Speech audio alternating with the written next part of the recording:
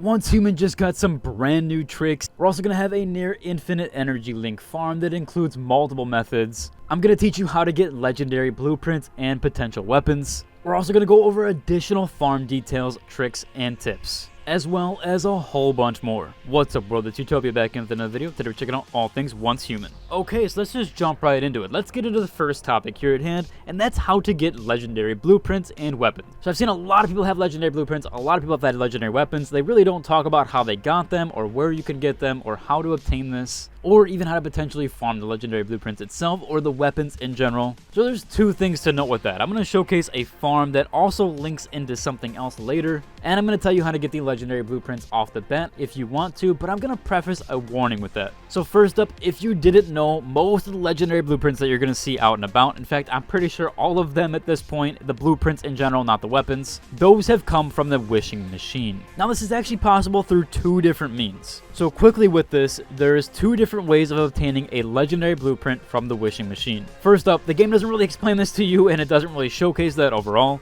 which is essentially that the first one is technically 80% discounted, or 1/5. So it seems like to use the wishing machine, it's going to be around 300 to 500 per roll. However, right now in the first subsection, it is only 100 per roll. However, there's multiple methods to get the legendary blueprint. So the first method, again, I would preface maybe not doing this as of right now. What you can do is buy out all the blueprints in the first subsection. Now this should be 10 rolls, I believe, or 11 or 12. It should cost you about 1,000 Starchrom, and once you complete the first rolls, that will then unlock the second section of the rolls, or of the wishing machine. Those do contain the legendary blueprints, or have a chance to drop a legendary blueprint. The reason why this is a little confusing is in the beta, if you did play, the second category actually didn't unlock until the season unlocked, or the new season structure. However, in this case, once you do all of the rolls in the first section, you can then unlock the second section. I do believe it is 10 rolls currently, however, I have not done this, and there is a reason why. So again, the second section can contain a legendary blueprint, but it will cost you, I believe, 500 per roll. The reason why I have currently not done this is because of the following. So when you back out of the wishing machine, there is another key where you can hit G, and that will open up the blueprint shop.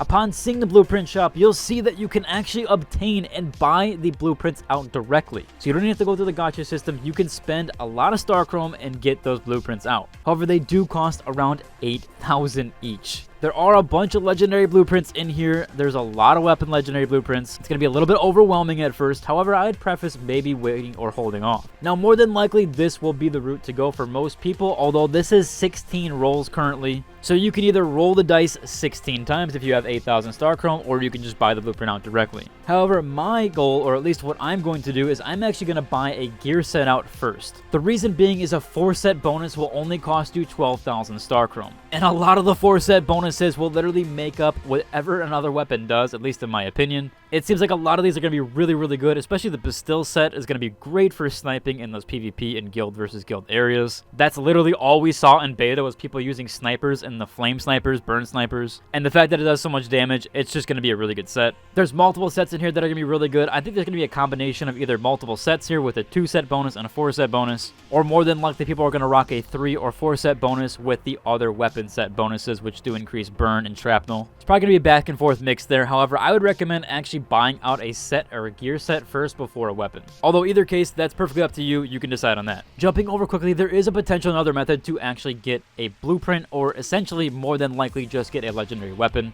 I'm not 100% sure if there's a chance for it to drop in this. However, I did get purple weapons out of it. And at this point, at this moment, this does seem like the best method so far. So if you didn't know, there are silos around the map that you can farm. A lot of these actually do contain deviants and deviations that you can go farm in there too. This one specifically is going to be a 2-double bonus here. It's going to give you a ton of energy links. It's also going to give you a ton of XP, and it's even going to contain something that we need for an X farm. So currently going around, there is an XP farm, a passive XP farm, and I'll get into that in a bit. However, first up, we will combine this silo farm run with that passive farm run. So this is the level 25 silo up in the north section of the map. You'll head up over there, you'll go inside, and once you're inside, you'll run the dungeon like normally. However, there's a reason why we're taking a secret hidden path. path, or at least another path inside the dungeon. That's because it contains a deviant called Chefosaurus. This is going to help us out a ton later, and also you want to just kind of have all the deviants if you can. There is an elevator off to the left section here that you'll head down. Once you head down that elevator, you have to answer a phone. There's going to be a few other steps there. You just run through. You kind of just run linearly. You'll go to a different area of the map. It'll reopen back up.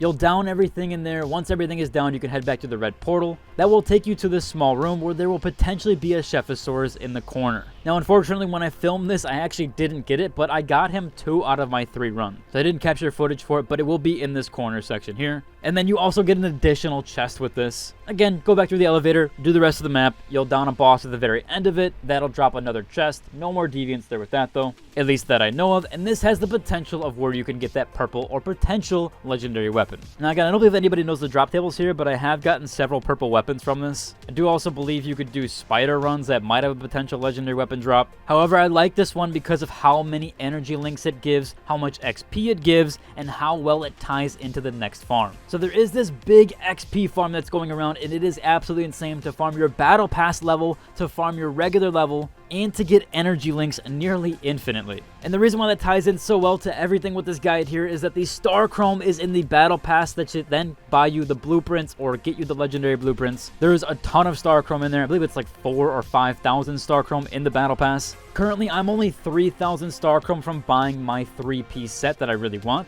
and I can get that through the battle pass. So I can get 3,000 Starchrom right now through the battle pass if I level it up quickly, which this passive farm actually does that. So you'll see right now, why do I have so many electric stoves? And why do we want to farm out the Chefosaurus? Well, the reason being is we're going to collect salt water and make salt. The reason for doing that is because it's really easy and simple to make salt, and it gives you a ton of XP. You can go to the side of the map or anywhere on the side of the map where there is like obviously salt water or an ocean land. You can then sit there, AFK your character, and farm up a bunch of salt water. I'd racked up a ton here. I have over 10,000 salt water. You can then put it in electric stoves. Again, you'll have to power all of those. Once you put it in electric stoves, you'll ramp it up, do 99 of each, and do that 5 times. Each time you craft 99 salt, that's going to give you 99 XP. So essentially 1 XP for every salt created. Currently, I have around 8 electric stoves, and me putting all of them in there, it's about 500 for each stove. That's going to give you 500 XP each, which means 4,000 XP. Not only is it going to give you XP, but it's also going to give you Battle Pass XP, and it's going to allow you to trade that salt in for energy links. So on top of you farming this silo for the Chefosaurus and the energy links and XP, as well as potentially legendary weapons, you can also have a passive XP farming and running at your house, which will also be getting you Battle Pass XP that you can then get to get the Starchrom, which you can then use on legendary blueprints. All this will encapsulate together. There are other methods to build pumps where you can pump out salt water and get it into tanks, and then you could have that running so you could passively collect salt water while you're also running the silos. All of this will encapsulate together, but we'll go on to the energy link part of this. So after you've created all the salt, and after you have all the salt and you have your Chefosaurus cooking the salt or helping or whatnot, you can then take all of this salt and head to one of the hometown locations or one of the locations that are kind of the bases where all the NPC shops are at. I do believe each location has a subsection for this or a person that does have a store here that will give you energy links for selling them items. This one, for example, Weber will take consumables. There's 2 things to note here. 1, you can sell all of the salt to him. So bring all the salt that you just crafted. You're going to bring that to Weber or somebody at a different town. Although do make sure to note, just like Elder Scrolls and Starfield, etc.,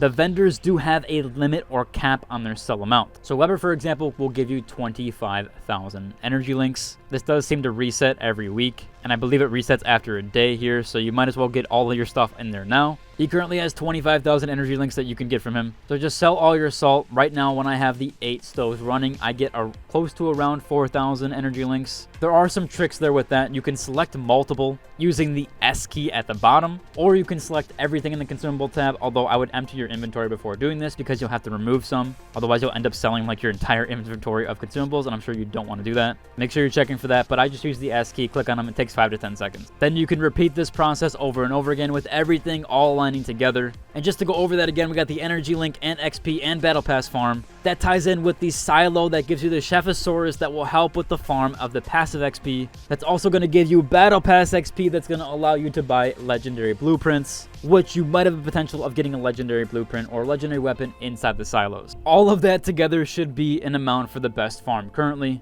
at least that I can come up with. If you guys have any questions or concerns with this or want to comment down below, please do let me know. However, that should cover for today's video. If you like and subscribe. Until next, deuces.